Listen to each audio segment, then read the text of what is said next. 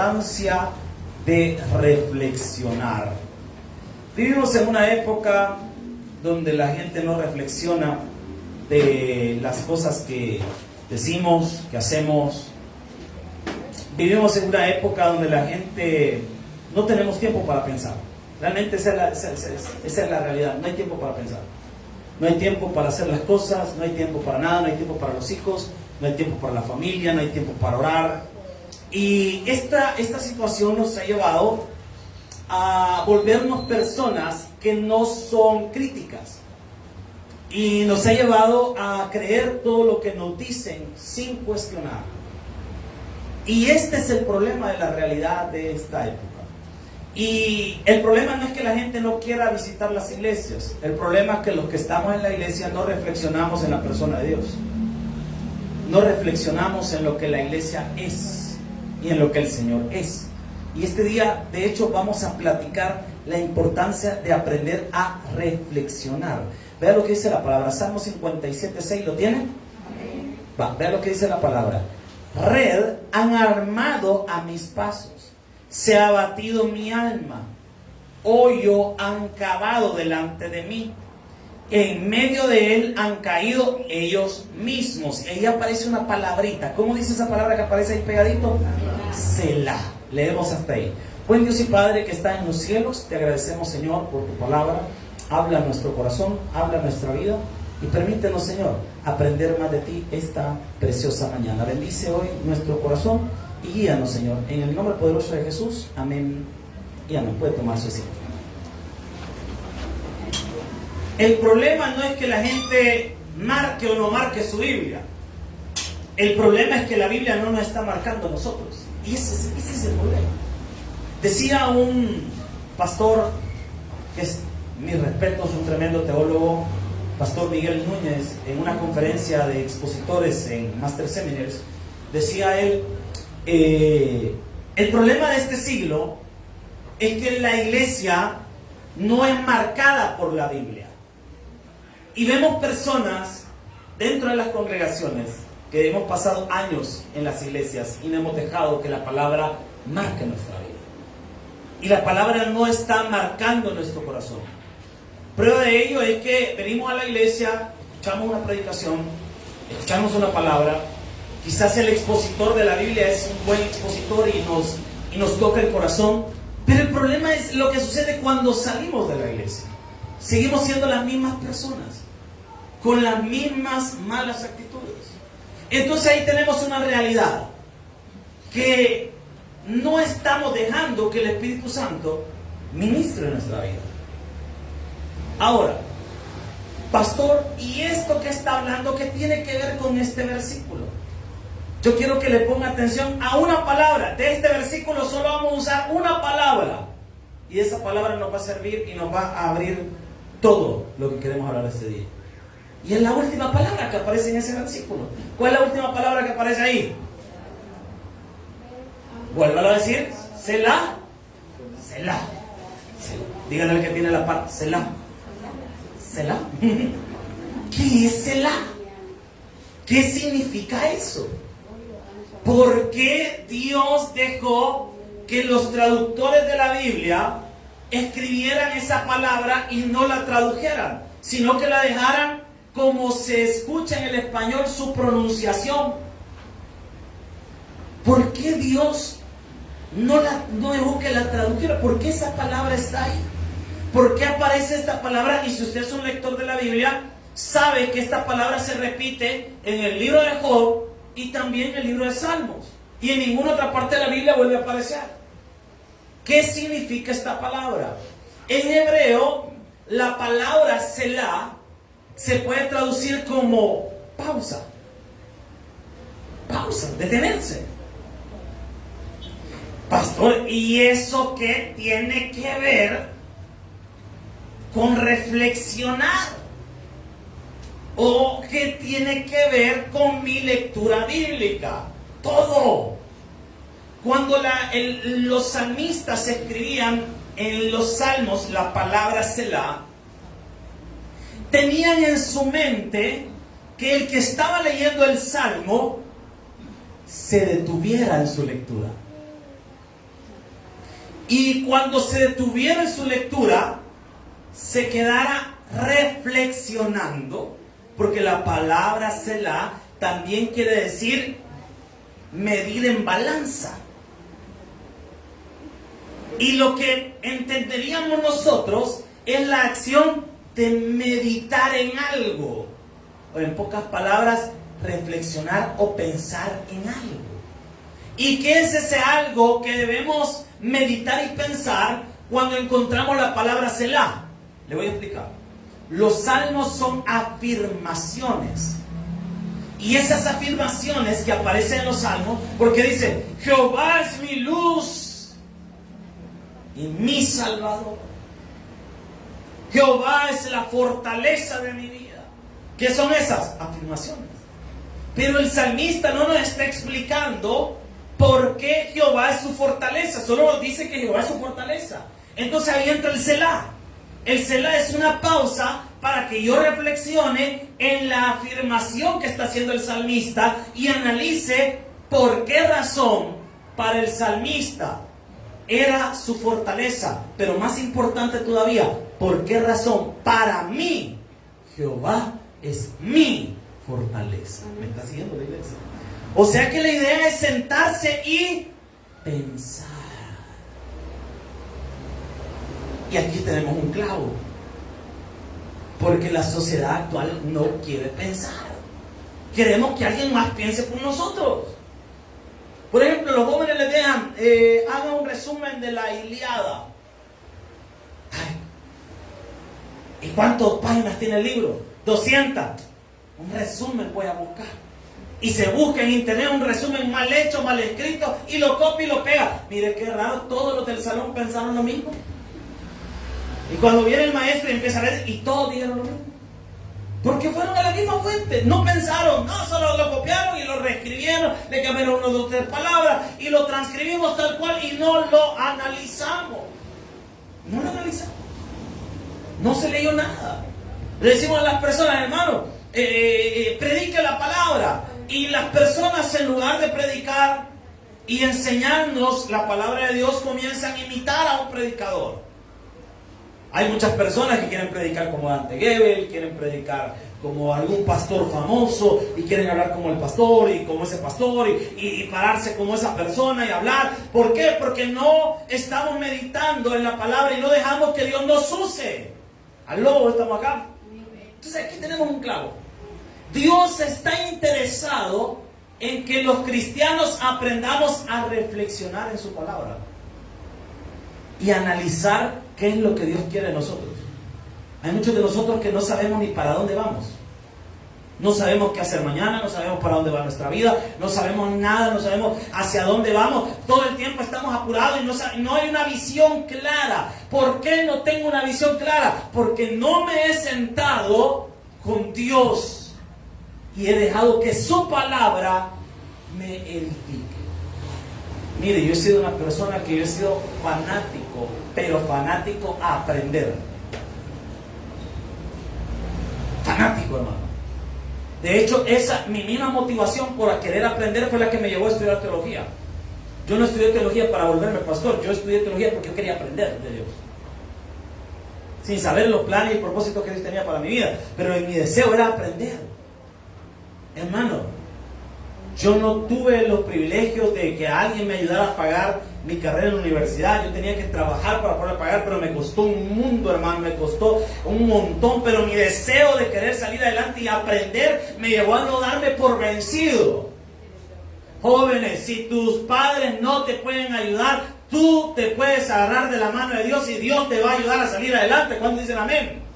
Entonces, mire, mi deseo de querer me ha llevado. Y ando aprendiendo unas cosas y ando viendo otras. Mire, todos los miércoles los que van al hospital no me van a mentir. Ustedes han visto los que han conmigo el carro rápido. Cuando venimos pongo una clase porque estoy aprendiendo. Estoy los miércoles en un discipulado y estoy aprendiendo y estoy aprendiendo. Y un día de esto yo le estaba pidiendo algo al Señor.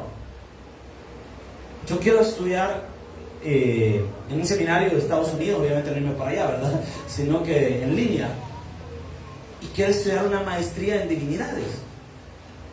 No un título de brujo eso, hermano. No, hombre, es un estudio teológico, hermano. Porque me decía el pastor, mira, después de ver Doctor Strange salió transformado, tirando chistes. No. Entonces yo tengo esa pila y tengo esa pila. Quiero estudiar divinidad. Ya ese es otro nivel, hermano, de teología, es otra onda, hermano. Y le estaba pidiendo yo a Dios desde hace días la oportunidad, porque la mensualidad para estudiar divinidad son como 300 y algo de dólares, hermano, mensuales. Es que una maestría, eso es caro. Y yo estoy con esa pila, le estoy pidiendo, y Señor, dame para poder estudiar. Y creo que son 3 años o 4, no me acuerdo. Y estoy con eso, ¿verdad? Y quería estudiar y querer. Y yo estaba hasta frustrado porque este año yo había dicho que iba a estudiar esa maestría. Yo dije, no, yo la voy a sacar. Este año me pongo las pilas. Y yo todo, en diciembre fueron mis peticiones en la Santa Cena. Y yo, Señor, ayúdame. Y este año, cuando yo dije, este año va a ser el año de mi bendición. No, hombre, hermano. Se arruina el carro, empezamos con crisis aquí en la iglesia y unos grandes relajos y que un montón de volados y problemas. Y un día de estos, hace poco, por cierto, imagínense cómo son las cosas. De un culto veníamos, hermano, de servirle al Señor. Llegamos a la casa, abrimos la refri y la puerta de la refri le cae en la mano a mi esposo. El carro arruinado. Los muebles nos arruinaron. No, verdad, yo sentía que como que no estaba lloviendo solo a nosotros. La salvation nos había caído con todo, hermano. Y yo, Señor, y de ribete a la siguiente semana me enfermo. Y después mi esposo también. Y yo sin poder oír, todo el hermano que andaba. Todos sordos, hermano, enfermos. Y me recuerdo un día que venimos a la iglesia. Hermanas estaban cantando, a lo mejor de estar ahí la pose de tormento con todo ensayando. Es que así les digo de cariño a las hermanas de alabanza. Entonces miren, estaban a lo mejor de estar ensayando y yo ahí encerrado en la oficina, orándole al Señor. Y como no quería estar oyendo lo que estaban cantando, porque estaban cantando bien mal, me puse yo le estoy molestando, obviamente, ¿no? Dos voces angelicales, olvídese. Entonces miren, me puse los audífonos y empecé a orar. Y en eso de las alabanzas que estaba oyendo, en lo que estaba orando, me apareció una oración matutina de una iglesia en Colombia. Y empezó un hombre a ministrar. Nunca lo había escuchado a él ministrar en esa iglesia. Y empezó a orar. Y de repente, en medio de la alabanza, paró la alabanza. Y se queda como viendo la cámara, pero fue un momento así. Se queda viendo la cámara y dice, hay alguien que está viendo esto ahorita. Es una persona que se está cuestionando por las cosas que le están pasando en su vida ahorita.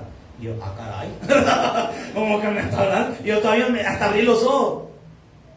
Este año te habías propuesto aprender, querías estudiar esto, y empezó a hablar, quería estudiar más cosas de mi palabra, quería formarte. Hermano, cuando empecé, pero yo me puse hasta erizo porque el hombre me estaba diciendo cabal lo que yo estaba pasando. Y espérense, no se detiene ahí.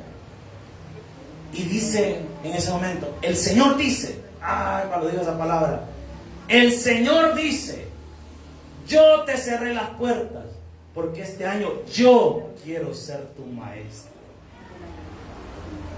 Yo quiero sentarme contigo y yo te quiero enseñar mi palabra. Hermano, ese día yo me puse de rodillas en esa oficina y le pedí perdón a Dios, porque le dije al Señor, yo quería otra cosa, pero este año tú has decidido ser mi maestro. Quiero abrir mi Biblia y dejar que usted me enseñe. Qué importante es tener esos tiempos para reflexionar, poder sentarse con la palabra y dejar que Jesús sea tu maestro. Qué bonito sería venir a la iglesia y dejar a un lado al que está predicando, sino tomar lo que está saliendo de la boca de ese hombre, porque no es él el que está hablando, es el Rey de Reyes y Señor de Señores que está dando palabras. Se aplaude para el Señor, de todo corazón. Y es importante reflexionar y sentarnos. En pocas palabras, los salmos que contienen estas afirmaciones, el celar servía para que el lector se detuviera, pudiera comprender lo que está leyendo. Pero ¿cuántos de nosotros leemos la Biblia al pasarraya? Proverbios de Salomón. Dice que lea un proverbio antiguo. Vamos a leer el proverbio. Proverbios de Salomón, hijo de David, rey de Israel, no se ve para encontrar sagacidad lo simple, no hay nada. El principio de la sabiduría, el temor a Jehová. Ya cumplí. Pasan 23 horas después de tu lectura bíblica y vuelves a agarrar la Biblia. Proverbio número 2. Proverbio lo leemos y la pregunta sería: ¿qué aprendiste? ¿Qué lección te dejó tu lectura bíblica? Cuando asistes a tu iglesia, ¿qué lección aprendiste en el culto? ¿Qué habló el pastor cuando estuviste congregándote? ¿Qué dijo? ¿Qué palabra de todo lo que predicaron te quedó? Porque vemos personas que marcamos nuestra Biblia. El problema es cuando llegamos a la casa, la cerramos y no la volvimos a abrir. Entonces, qué bueno que marques tu Biblia, qué bueno que traigas tu cuaderno para aprender. Pero qué malo que no lo abras en tu casa y no medites en lo que se predicó en la iglesia. Hermanos, si cuando lleguemos a nuestra casa, después de preparar la comida, el sopón respectivo, el pollo rostizado, o la llamadita a la pizza respectiva, o al pollo, invítenos por favor. Miren, hermano, después de haber hecho esa llamadita, o haber recibido esa comida, lo que usted debería hacer es detenerse un tiempo, en vez de ver las mismas películas del canal 6, ya aburren las películas. Gran estreno: Moisés y los 10 mandamientos. No moleste, hermano. Todavía está viendo la misma película, la misma, pero como, o los que tienen cable, el mismo TNT, y aburren las de Harry Potter y la piedra filosofal, Harry Potter y la mujer de no sé quién. Mire, ya aburren, volado. Y en lugar de estar viendo Netflix, el cartel de los sapos, la mujer de no sé quién, el no sé qué volado, ya le sacaron Betty la Fea, está llorando, y quedó la hermana. No molesta, hermano. Mire, y viendo la mismo volado, café con aroma, no sé qué, ¿verdad? Entonces, ahí viviendo, yo la miro por la trama, el tramo, todo chorotón, ¿verdad? Entonces, mire, y ahí está, ¿sí? En lugar de estar viendo esos volados, ¿por qué no mejor te detienes por un momento y reflexionas en la palabra de Dios? Pero no lo hacemos. No nos sentamos. Y mire, y reflexionar tiene 3 pasos. Primer paso: detenerse a pensar. Para reflexionar yo necesito detenerme y pensar. Hermano, necesitas detenerte y pensar. Si tú tomas decisiones a la ligera, siempre en tu vida vas a terminar mal. Decisiones impulsivas, vas a terminar mal en tu vida. Malísimo. Malísimo. Yo he sido una persona muy impulsiva en mi vida. Y se lo digo, ¿verdad? Muy impulsiva. A mí antes, hace unos 2 años atrás o 3 años atrás, andar el carro con menos de lo que lo andamos ahorita, era motivo de venderlo ya. No, ya, vendamos ya. Así vendemos varios carros con mi esposo. No, ya estuvo, mira, no me gusta. Mira, muchos damos problemas, reventémoslo. Y vendíamos un carro y agarramos otro y así, y reventarlo y meterse en grandes problemas. No se me olvida una vez. Acababa de vender un carro. Y me dice un amigo: mira, hay un carro en tal colonia, vamos a verlo, que no sé qué. Eran como las 5 de la tarde. Miren cómo Dios habla a través de las personas que tenemos cerca en nuestra familia. Porque Dios habla de muchas maneras. ¿Cuándo dice amén? Mi esposa me dice: son las 5 de la tarde, ¿ves? Ya va a ser noche. ¿Por qué no vamos mañana en la mañana? ¿O por qué tiene que ir a una colonia? ¿Por qué no es una gasolinera o algo por el estilo?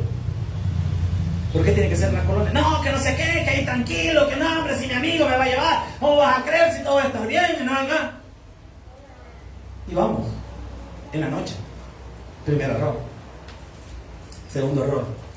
Llego y veo, salió la persona que me iba a vender el vehículo y empezó: estos son los carros que tengo, y me los enseñó, tengo esto aquí, no. Y yo, para serles sincero, ninguno de los que estaban me gustaba, me satisfacía, lo sentía bien. Entonces yo ya estaba diciendo como: ya me voy, ¿verdad? Gracias por haberme lo enseñado. Cuando de repente esta persona se saca una pistola y la pone en la mesa. ¿Cuál se va a llevar, pues, hermano? Le tiene que llevarse un hombre. ¿Sabe que en ese momento no pensé en mí? Pensé en que mi esposa estaba afuera esperando. Con esas condiciones, porque no hablaba antes, amado. Me voy a llevar con gusto. Venga, sí, con gusto, firmemos. Me dice: vámonos. Si le ponen una pistola en la mesa, ¿qué le están diciendo? Le están amenazando. ¿Y qué nos tocó? Comprar un carro que, imagínense el apodo que le pusimos. Nosotros tenemos una mala costumbre de ponerle nombre a los carros. Le habíamos puesto a ese carro la hija de Chucky. Pero nombre, un carro tan feo usted, pero nos tocó. ¿Por qué? Porque ni modo. ¿Por qué? Por no aprender a esperar. Por no detenernos a pensar. Te quiero decir algo en esta mañana. ¿Qué tanto estás meditando tú en la palabra de Dios? Y estás meditando en tu vida y en tu caminar. ¿Qué tanto lo estás haciendo? Segundo, meditar o reflexionar lleva consigo guardar silencio y dejar que Dios hable y no tú. Muchos oramos y en nuestra oración estamos lero, Señor, dame esto, dame aquí, dame allá. Y el Señor nos dice, espérate, te quiero decir algo. No, Señor, yo necesito esto, necesito pito, necesito otra mujer, necesito... Y el Señor, está bueno, espérate, te quiero decir algo. Y qué feo es platicar con alguien que no deja hablar. ¿Alguna vez le ha tocado así a usted? ¿Verdad que no se puede conversar con alguien que no deja hablar? Y usted está, pues sí, mire que no... Y la otra persona, espérate, cállate, después te voy a contar. Mira que no sé qué. Y usted quiere opinar y dice, sí, fíjate, pero cállate, mira que no sé qué. Y no lo dejan hablar. Miren, en la consejería pasa eso. Cuando uno tiene consejería, hermana, cuéntame su problema. Y la hermana,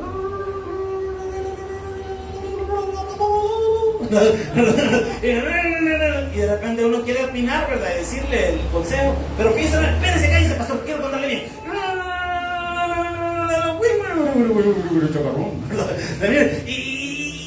Y uno quiere decirle las cosas.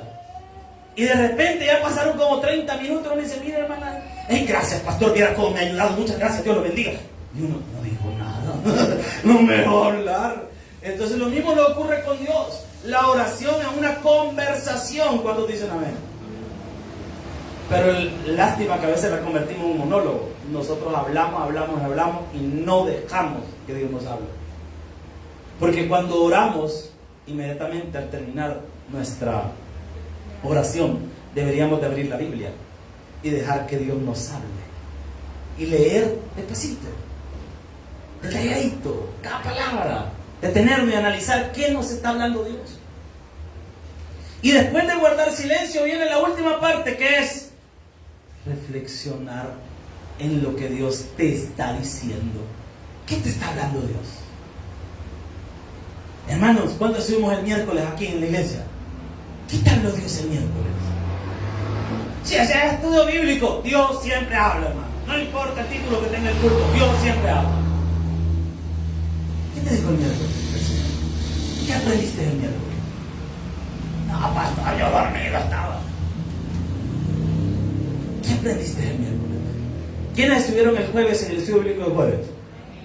¿Qué te dijo Dios el jueves? Ay, que va a venir el anticristo y que le va a jalar a uno. No, hombre, pero ¿qué te dijo Dios? ¿Qué te habló Dios? ¿Qué sacaste de enseñanza para tu vida? El viernes, ¿cuánto estuvimos el viernes? Matado el pastor Rodrigo, leñero. Pero que ya me va a volver a invitar, me lo quiero cobrar también. Y el pastor con todo viene y predicó, pero la pregunta sería, ¿qué aprendiste el viernes? ¿Qué te llevaste a tu casa el viernes? Te quedaste al culto de 8, veniste en la mañana, aprendiste en el culto de 8 y la pregunta sería, ¿qué te dijo Dios en el culto de 8? Y ahora que estamos en el culto de 10, ¿qué te está diciendo Dios en este culto a tu vida, a tu corazón? No me está diciendo nada, porque no estás prestando atención, no estás reflexionando. Es que es necesario. En la palabra vemos a lo largo de toda la Biblia que Dios utiliza mucho esta palabra. Por ejemplo, Josué capítulo 1, versículo 8.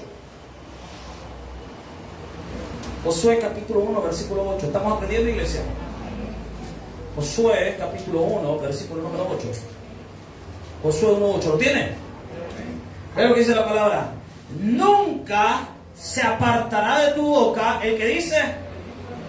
O sea que no debemos apartarnos de la lectura bíblica, de la oración y de congregarnos. 3 cosas que nunca deben apartarse de nosotros: la lectura de la Biblia, la oración y congregarnos. ¿Por qué dice la Biblia? Nunca se apartará de tu boca el que dice este libro de la ley. ¿Y dónde tenemos el contacto con el libro de la ley? Leyendo la palabra y congregándonos. Por eso, no hay que congregarse, hermano. El domingo no es para ir a pasar. Oye, yo un pastor en la mañana y decía, el domingo no es para ir al Cerro Verde a que lo revuelque el cerro. El domingo no es para ir a pajarear, para este el sábado es el día para que usted vaya a salir y se dé una su vuelta, una super vida o algo por el estilo. O se vaya con alguna super vida, ese es otro pisto, ¿verdad? Entonces, miren, y vaya usted a darse una su vuelta o algo, está bueno. Pero el domingo, hermano, es el día del Señor. ¿Y dónde debemos estar los hijos de Dios el domingo? En la iglesia. En la iglesia. Y ver lo que, bueno, como decía el pastor fundador, borre de su calendario el domingo. Entrégueselo al Señor y a ver cómo Dios le va a bendecir. Es lo que nos dice la palabra. Sino que de día y de noche, y miren la palabra que utiliza ahí. ¿Qué dice? ¿Verdad que no solo dice leerás? ¿Qué dice ahí? Meditarás. Y la palabra en hebreo meditar también es la palabra haga, que quiere traducirse también como pensar o analizar. Dios en ningún momento nos está diciendo que apaguemos nuestro cerebro en el culto y le digamos amén a todo. O en la vida que apaguemos nuestro pensamiento. Dios nos está diciendo, quiero que penses en lo que te estoy diciendo. Quiero que analices lo que te estoy hablando. ¿Por qué no meditamos a veces en la palabra? Cometemos algunos errores. Tenemos, por ejemplo, como error número 1, lectura sin reflexión. Ese es el primer error que cometemos. Lectura sin reflexión. Hay gente que se pone tarifa de versículos. Yo voy a leer 6 versículos al día. Hay gente que todavía se sube más de tono y dice, no, yo voy a echarme un libro de la Biblia al día. Vaya. Está bueno. Pero la pregunta no es cuánto lees, sino cuánto entiendes. La pregunta no es cuántos capítulos lees a la semana o en el día. La pregunta es cuánto lees y cómo lo lees. ¿Se recuerda cuando vimos la forma en la que Felipe evangelizó al etíope? Vio a un hombre leyendo la Biblia. ¿Y qué dijo Felipe? ¿Qué pregunta le hizo? ¿Entiendes lo que lees? Hoy la misma pregunta nos hace el Señor. ¿Entiendes lo que lees? Porque la Biblia dice, alguien que me haga el favor de leer Romanos 12:1. Romanos 12:1. Romanos 12:1. Romanos 12:1. ¿Alguien que me lo lea? Por favor. Así que, hermanos, os ruego que las misericordias de Dios, por la misericordia. por la misericordia de Dios, que presentéis vuestro cuerpo en sacrificio vivo, santo, agradable a Dios, que es vuestro culto racional. Que es vuestro culto, como dice la Biblia. O sea que en el culto yo tengo que estar pendiente de lo que está hablando el predicador y estar analizando lo que me están diciendo. No tengo que decirle amén a todo lo que diga el predicador, sino que tengo que ver lo que me está diciendo y que sea conforme a la palabra de Dios. Nuestro culto racional, entender por qué le cantamos al Señor. ¿Sabe que a veces cantamos por cantar? Por eso yo les decía a los hermanos cuando estábamos en la alabanza, pónganle atención a lo que estamos cantando, las declaraciones que estamos dando. Miren qué bonita esa alabanza que estuvimos cantando. Cambiaré mi tristeza, cambiaré mi vergüenza, los entregaré. ¿Por el qué? Por el gozo de Dios. Y mucho, cambiaré mi tristeza. Entonces, ¿cómo? No estamos entendiendo, solo estamos cantando por cantar. Pero hay que entender lo que estoy cantando. ¿Por qué? Porque estoy declarando vida. Estoy declarando cosas fuertes para mi vida. Estoy declarando que el Señor va a triunfar. Estoy declarando por la fe de que el Señor se va a levantar y me va a salvar. Imagínense la belleza de alabanza que le cantamos al Señor hoy. Las declaraciones de fe que le estábamos cantando, lo que le estábamos diciendo en alabanza al Señor. Hermano, si usted creyó lo que le cantó, lo que cantó esta semana va a pasar en su vida. ¿Cuántos dicen amén? El Señor se va a levantar y le va a sanar. Pero ¿por qué no ocurren los milagros en nuestra vida? ¿Por qué no vemos la mano poderosa de Dios en nuestra vida? ¿Por qué no logramos ver milagros de poder en nuestra vida? Sencillo, hermano, porque no tenemos fe. Porque no reflexionamos en el Señor. Hermanos, es importante que la lectura sea reflexiva, porque la lectura de la Biblia nos revela el carácter de Dios. La Biblia no se trata del rey David o de ningún otro personaje de las Escrituras. No se trata de Pedro, no se trata de Juan, no se trata de los apóstoles, no se trata de los patriarcas. La palabra de Dios nos revela el carácter del Rey de Reyes y Señor de Señores. La palabra de Dios nos revela a Dios mismo. Por eso es que Jesús es la máxima revelación, porque Jesús es Dios mismo revelado a los hombres. ¿Cuántos dicen amén? Entonces, por eso es que es importante creer que la Escritura son solo cuentos morales. Ese es otro error que cometemos. Hay gente que ve la Biblia como que si estuviera hablando de una fábula. Ah, qué bonita la historia de Sansón. Ah, qué bonita la historia. Sí, nos hace pensar a uno que hay que ser buena gente, que hay que ayudar al prójimo. La Biblia son realidades, son demandas de un Dios santo, justo y verdadero, que quiere que sus hijos sean diferentes. Amén. Amén. Dios no le está preguntando si usted quiere o no quiere. Dios nos está demandando una vida diferente a nosotros, hermano. Amén. Dios no le está preguntando a usted, hermano. Porque a veces pensamos como que si Dios nos estuviera pidiendo la opinión, si Dios no está pidiendo la opinión de nadie, hermano. Hay gente que de repente no entiende que Dios le está hablando. Le está llamando a servir, le está llamando a cambiar, le está llamando a ser diferente, pero no quiere entender. Entonces, porque creemos en el fondo que la Biblia son cuentos morales, muy buenos, pero se nos olvida que son las demandas de un Dios justo. En pocas palabras puedo decir entonces, las acciones nos demuestran dónde está tu corazón. Las acciones demuestran dónde está tu corazón. Mateo capítulo 6, versículo 21. Alguien más que lo lea rapidito, porque el tiempo ya se me está acabando y quiero terminar el sermón bien y compartirles lo último que quiero decir en esta tarde prácticamente. Mateo 6, 21. ¿Lo tienen? Alguien que me haga el favor de leerlo. Porque donde esté vuestro corazón, ahí estará también vuestro. Donde esté tu tesoro, ahí estará también vuestro corazón. Amén. Donde está tu tesoro, ahí estará ¿el qué? Tu corazón. Lo que pasa que lo que estamos viendo en la Biblia nos revela el estado de nuestro corazón. Lo que tú haces, la forma en que lo haces, nos revela el estado de tu corazón.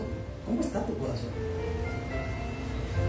Queremos hacer una radiografía de nuestro corazón. Queremos saber cómo está nuestro corazón. No necesita ir este día donde el doctor. Obviamente no estamos hablando de algo médico, ¿verdad? Entonces, si estoy enfermo, vaya al doctor, hermano. No me vaya a malentender.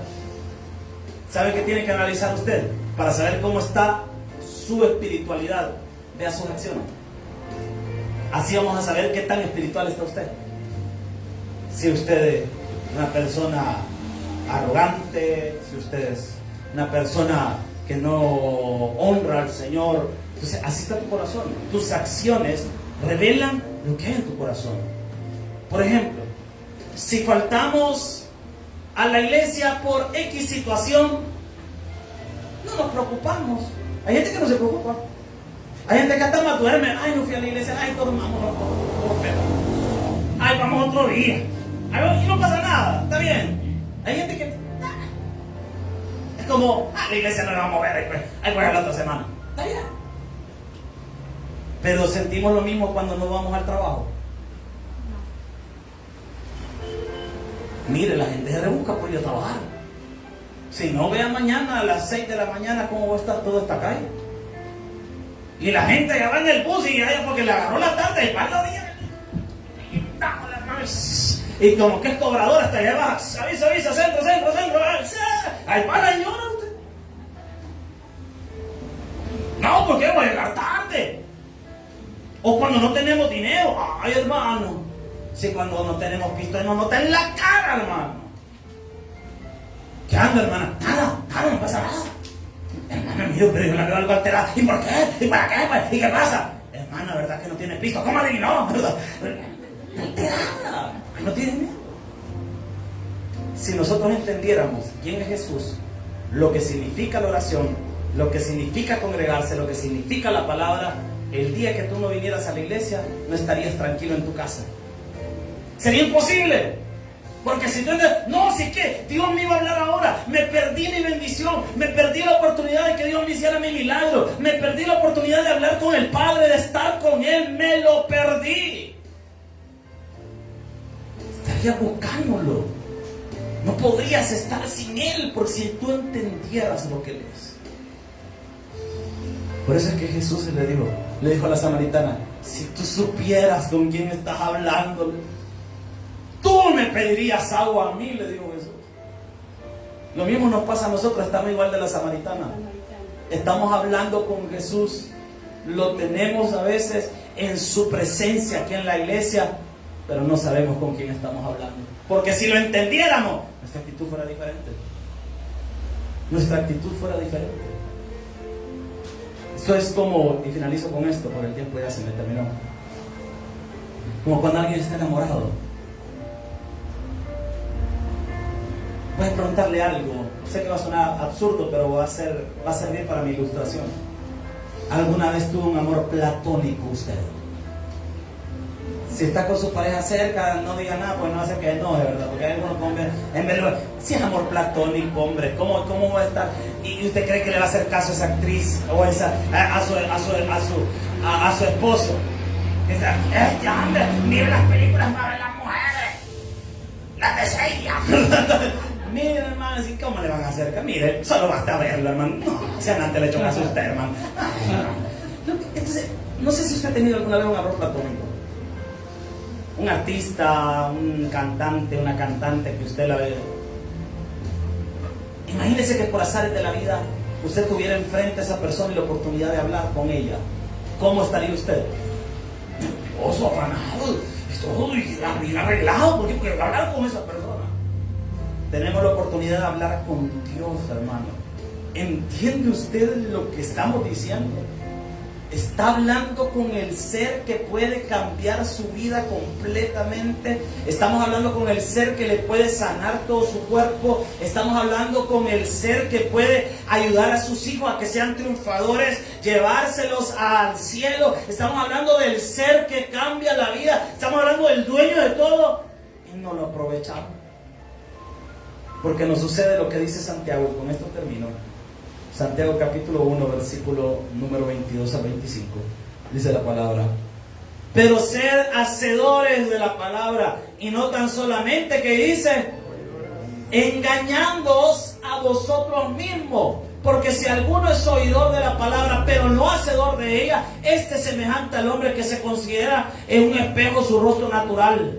Porque él se considera en sí mismo y se va y luego olvida cómo era. Mas el que mira atentamente en la perfecta ley de la libertad y persevera en ella, no siendo oidor olvidadizo, sino hacedor de la obra, este será bienaventurado. ¿En qué dice? Lo que hace.